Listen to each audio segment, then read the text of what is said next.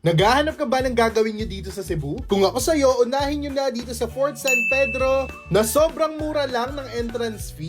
Matututo ka dito ng ilan sa mga historical events na nangyari dito sa Pilipinas, lalo na kapag nalaman mo na itong lugar na to ay ginamit bilang military defense noong sinuunang panahon. O diba, Redkada, may pa-trivia pa? Sobrang payapa lang din dito, pwede kang mag-chill and mag-picture dito sa napakagandang lugar nila. At pagkatapos mo namang umikot-ikot dito at kung nagugutom ka na, pwede mo naman puntahan ang Sugbu Merkado kung saan marami kang pagpipilian na iba't ibang klaseng pagkain. Sunod pa sa listahan ng Magellan's Cross na sikat rin na puntahan dito sa Cebu. Restaurant na coffee shop din dito sa may Balay. At kung medyo artsy ka naman dito sa Atwa Midtown dito sa may Cebu lang din, maraming magagandang bagay na pwede kang makita, aesthetic at pwede ka rin mag-picture dito. Marami ding mga local artists na nandito kaya pwede ka ding bumili at pwede mo na din tong gawing souvenir pag uwi. Saan kaya ang sunod na arangkada ng Redkada?